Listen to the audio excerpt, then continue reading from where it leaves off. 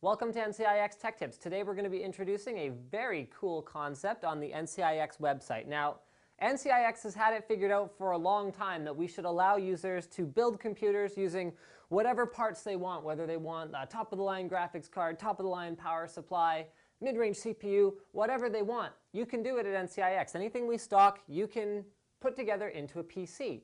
But what happens, what goes along with letting users do anything they want is they tend to make mistakes sometimes. So we are implementing, along with the pc@ncix.com email, which you can obviously contact if you have any questions about a new PC, we are implementing a compatibility checker on the website. Very cool concept. What it does right now in its beta form is it actually goes through a couple basic components in the system that users often make mistakes with and verifies that they are indeed compatible. I'll show you how it works.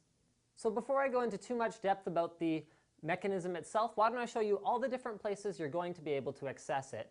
Right now it is hidden on the site, but through the Buy a PC option, you're going to be able to use the Check Compatibility link here above the Continue button. In our Classic PC Builder, which allows you to select pretty much anything on the NCIX website and put it with just about anything else, we're going to add a Check Compatibility button right there.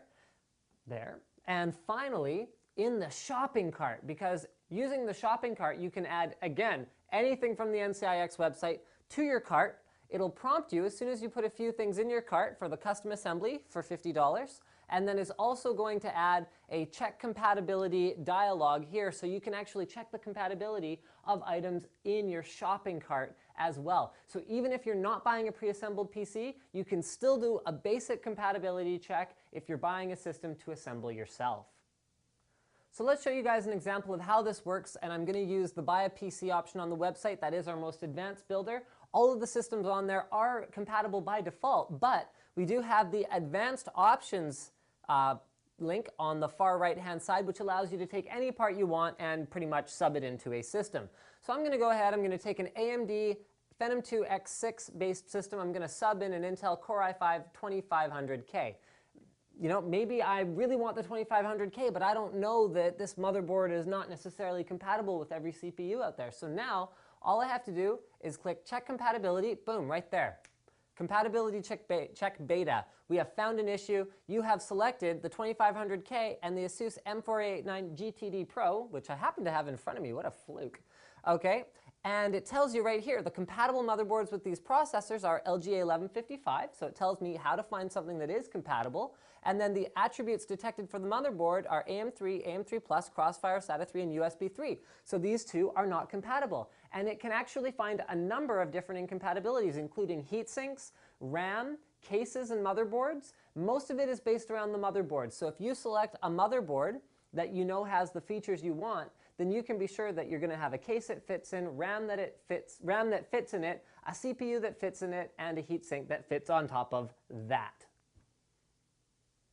Now, I've talked about what's good about the compatibility check so far, but I haven't talked about any of the limitations. So have a look at this dialog here.